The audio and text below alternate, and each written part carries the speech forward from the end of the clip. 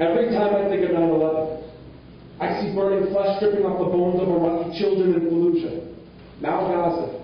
I tend to memorialize the forgotten, the eclipsing collateral damage of unpunished crimes, and maybe it's because I'm a numbers guy. Because if I had $1 for every time an Iraqi died since 2003, I'd be a millionaire. And don't get me wrong, sometimes I don't know who to hate more. The governments in the West or the politicians in the East who sell their souls quicker than the oil they export. Strong men who use Palestine as a tool to line their pockets and don't give a nickel to their people. Twinkling governments who stitch mouth shut for a check from Washington and APEC. How can you be their prototypical anti-Semite if you're signing peace accords to oppress your own people? And then Orientalists and idiots want to talk about how we can't have democracy in the Middle East because of what happened in Gaza. A Hamas boogeyman wrapped in democratic elections. Rahm Emanuel wants to educate me and my people about democracy gone wrong. Why didn't he try implementing one in Israel first, instead of bowing down to terrorists like his father in the IDF, lobbying the third-rate racist European society that's imploding quicker than its moral standing in the world? Enlightened like 1950s Afrikaners and slave traders. Just because a house is beautiful doesn't mean the bones you built it on have fully decomposed. The so-called Israeli left is about as alive as Ariel Sharon. I'm sick and tired of asking for permission to resist from antiquated leftists and progressives.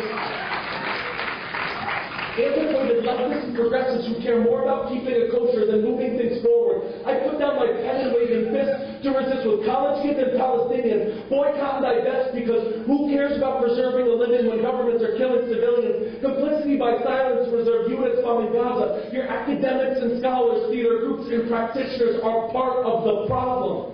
And if that doesn't fit into your long-term plan of rejecting my right to return, I'm sorry. Maybe one day you'll return to reality, where my people have babies quicker than Zionists can concoct an option. I'm not looking for your sympathy.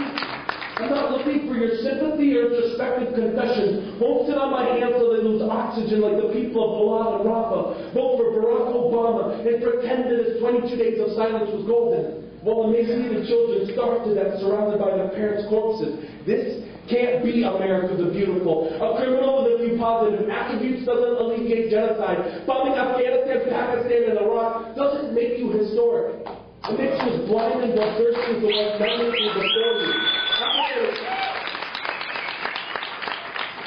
Apathetic hipsters now excited about a president who broke history but not poverty, occupation, or corporate interests. I'd rather proudly walk through the graveyards of peace accords and failed dialogue sessions than keep seeing my people just as occupied or third-class citizens. We are the gavel that'll slam down like a verdict. We're not waiting for Israel, America, the Supreme Court to approve it. We'll boycott Lev Levi, Caterpillar, and your apartheid companies. We're taking back the right of returning keys to a country because we never asked you to go back to Europe or sit in open-air prisons. I'm not asking for your advice. I'm explaining the decision. You can stay here with us, but only as equals. It's not that you're Israeli. It's that you're wrong. That's why I fight for my people.